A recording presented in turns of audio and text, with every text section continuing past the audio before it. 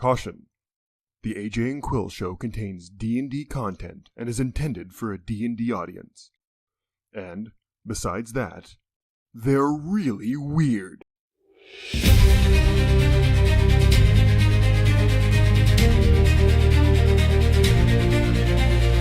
red-scaled host with fire in his veins, strategic depths where no fear remains. From mighty battles to the cunning foe, roll the dice, let the tactics flow.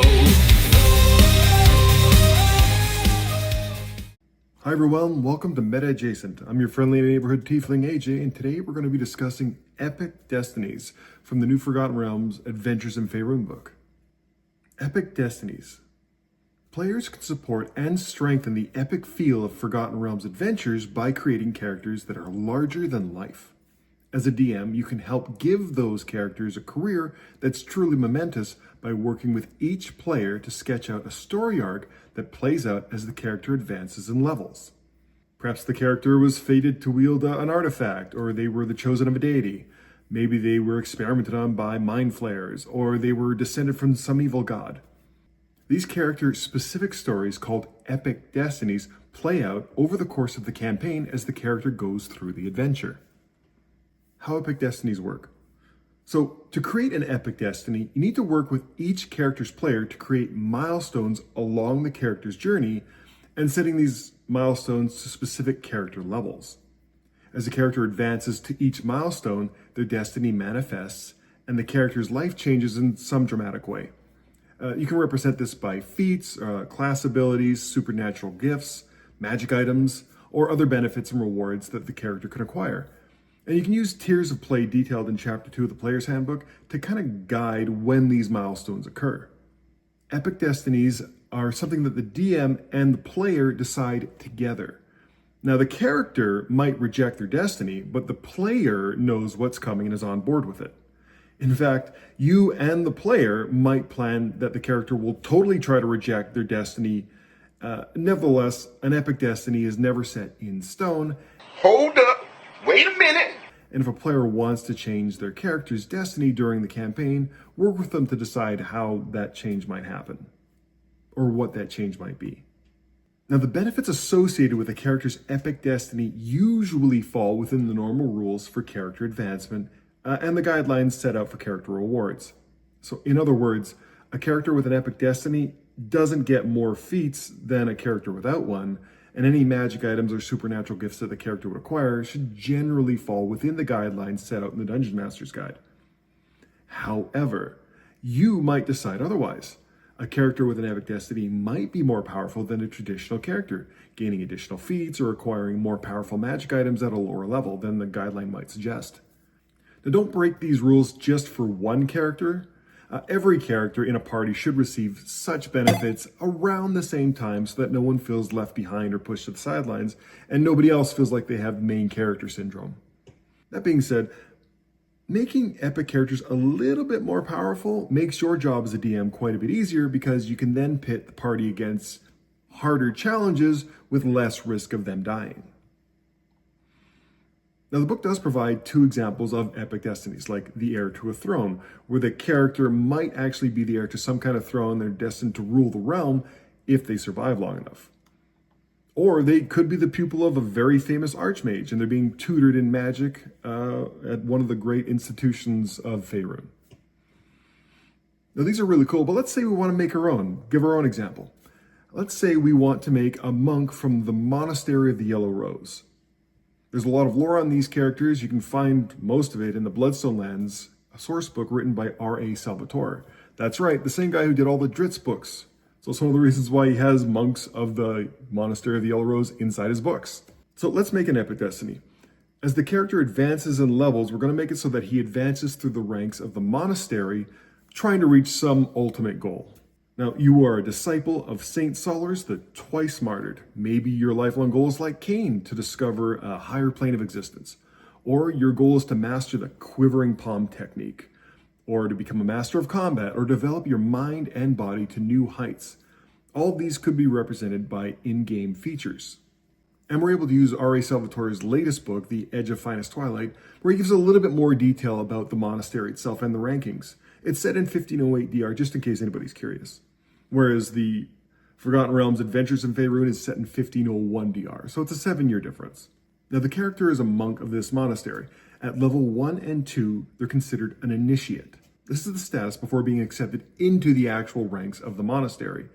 Now, a new initiate can only be accepted when a current member of the Yellow Roses, 761 total, either passes away or leaves the monastery. At level 3, they become an official brother or sister of the monastery. Now, this is a general term for the monks. It's the first rank of acceptance, and it's marked by when you would choose your subclass. Typically for this monastery, it's going to be a warrior of the open hand. But according to Bob's book, that's not set in stone. It could be different. Now, the monastery does have a limit of 761 living members at any one time. Now, this is from the lore. It's a number that honors the heroes of the Bloodstone lands and who then inspired Saint Solars to sacrifice himself. Twice. Now, the lore of the Monastery of the Yellow Rose is pretty extensive and it's a lot of fun. And if you really want something interesting, go check out the actual lore on Saint Solars himself. It's hilarious and I strongly encourage you to go find it. At level 4, a monk becomes a disciple. This is the rank where monks choose their vocation, and it's also the rank where you gain your first feat, so you can use that feat to kind of inspire what happens in your story. Now, the monks have to choose their vocation with one of the orders inside the monastery. The Order of the Chisel. Now, those monks work on sculptures and tapestries and making the famous blueberry wine that the monks are known for. The Order of the Rose. It's the most devoted to fighting evil, and their duty was to protect the monastery in both the physical and spiritual world. And finally, the Order of the Scroll. These monks were in charge of maintaining and managing the monks' extensive library. At level 5, the monk advances to Immaculate. This is a stepping stone rank between the initial rank of Disciple and the higher ranks of Master. This signifies a monk who has learned to channel their ki into their attacks, represented by their class features like extra attack, stunning strike, and their martial arts dice increasing to 1d8. If you were using renown or level-based renown for this character, this would also be a good place for the order to gift the monk an uncommon magic item from either the weapon, ring, or wondrous item category. Now, a special note about Watchers. Watchers are another rank of monk, and they're pulled from the ranks of brothers, disciples, and immaculates. They endure long stays in the wild as part of their penance, because the god they follow, Ilmater, is the god of endurance and the suffering. Now, they would typically leave the monastery for 3 to 6 months at a time, and this could be one of the reasons why your monk is out adventuring. They might just be part of the Watchers. Now, at level 6 and 7, the monk advances to Master. This is a general term for high-ranking monks who excel in both combat, meditation, and philosophy. And this kind of has its own interior rankings, with Master and Superior Master being higher. That could be represented by level 6, level 7. Now, at level 8, the monk must undergo something called the Trial of the White Worm. And this is exciting.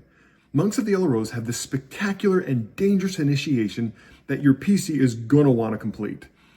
And they're going to have to if they wish to advance to the named ranks of the monastery. Now, the Monastery of the Yellow Rose is next to the Glacier of the White Worm.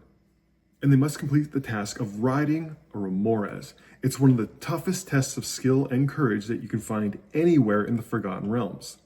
Despite its danger, no monk from the monastery who has ever earned enough experience to attempt this challenge has ever refused to try. In game terms, what this could mean is before the monk can challenge to become a Master of Dragons at level 8, they must pass the Riding the Remorez challenge. Now, the monk can still gain levels and experience, but they wouldn't be able to advance in renown or any of the ranks in the monastery until they complete this challenge. They would just be stuck at Master. Now, how does the challenge work out? What do you have to do? Basically, you have to get on the back of a Remorez and you have to ride it for 300 feet. That's it. But it's easier said than doing. They're armed with a set of magical iron and leather spurs to protect them from the intense heat of the Remorez, which is a big insect that generates tons of heat. And they're also given a simple lasso. The monk has to lasso the Remorez, get on its back, plant its spurs, and ride it for 300 feet. That completes the challenge. Now, how you would do this in game terms, we've set up like this. They have to lasso the Remorez and leap onto its back. Basically means they have to attack using the rope, which you can treat as a monk weapon. They need to hit the Remora's AC 17. And they get 3 attempts to do this. This means they get 3 rounds to do this. If they don't succeed, it's not really a fail, but then they have to wait a while before they're allowed to try again. Now, once it's lassoed, the monk can then use their bonus action to Step of the Wind to get into position on the Remoras. Now, once they're in position, they can make 2 attacks, planting a spur with each hit, up to a maximum of 2 because they only have 2 feet and 2 spurs. Planting those spurs is important. We'll get into that in a sec. Now, every round on its turn, the Remoras is going to take the dash action to travel 80 feet. To complete the trial, the monk needs to stay on its back for 4 rounds, traveling 320 feet. Once they've traveled the distance, the monk can then jump off the Remoras on their turn. They can use their Step of the Wind feature to do this, to take no damage while doing so. Now, at the end of the Remora's turn, after it's moved, the monk must make a DC 17 dexterity saving throw to stay on the Remoras. They get to do that with advantage if they have 2 spurs attached. Right? If they have 1 spur attached, they don't get advantage, they don't get disadvantage, and if they have no spurs attached, they make that saving throw with disadvantage. Now, every time the monk fails this saving throw to stay on, one of their spurs detaches. If they have no spurs and they fail that saving throw, then they fall off the Remoras and they take 3d10 fire damage from the Remoras' heat aura and 1d6 bludgeoning damage from falling. But smart monks, if they have the reaction, will know they can use their slow fall feature to reduce that damage. From the falling anyway. On the monk's turn, they can attempt to reattach spurs using their attack action, reattaching 1 spur for every successful hit. And that's it. Stay on, don't get bucked off, you pass the challenge. And it should come as no surprise that the burial catacombs underneath the Monastery of the Yellow Rose house the remains of many would-be Masters of Dragons. Now, if you were using Renown or level-based Renown, at this level the Order might give the monk a key to the lower levels of the monastery to access the better training grounds, and it could be used as a bastion for that character. At levels 8 to 10, you are now a Master of Dragons. These are the first ranks earned by duel or combat. A monk has to defeat whoever holds that current rank to gain their position. For the Masters of Dragons, who you fight is supposed to be random because there's 3 of them, and a master can be challenged after 2 years of being in a position.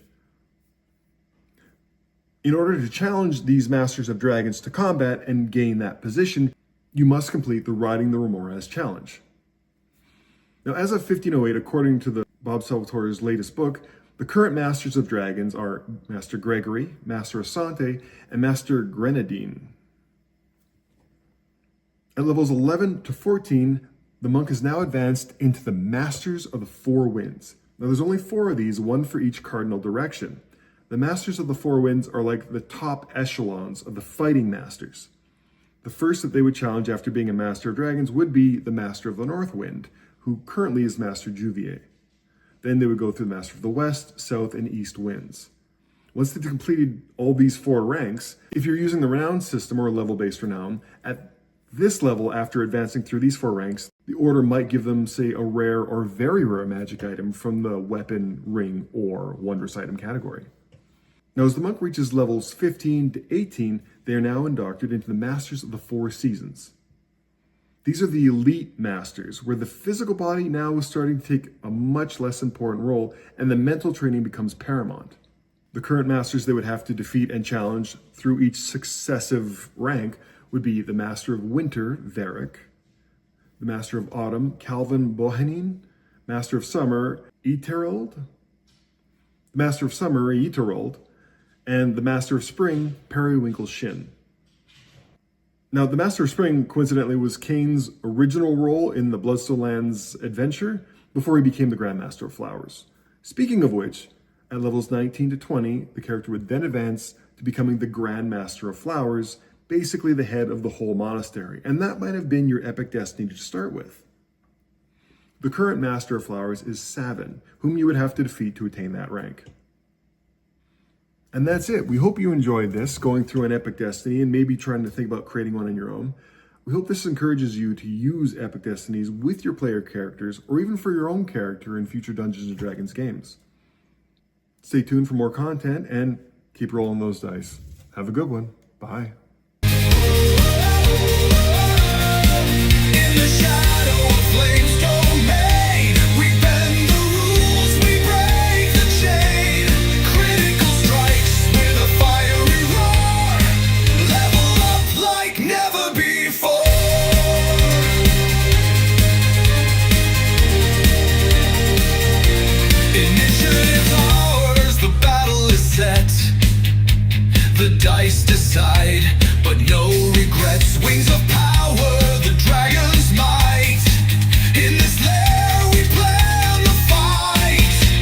striking foes in the midnight haze, setting traps that will leave them amazed, breathing fire on the map we've drawn, tactics sharp until the break of dawn. In the shadow of flames domain, we bend the rules, we break the chain, critical strikes with a fiery roar, level up like never before.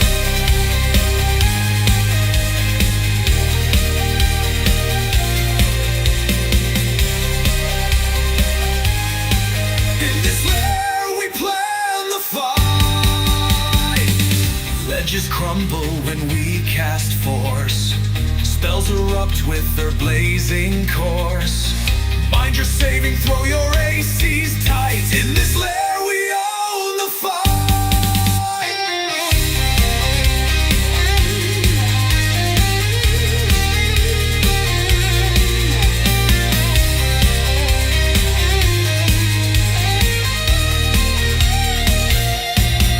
In the shadow of flames domain, we bend the rules, we break the chain, critical strikes with a fiery roar, level up like never before.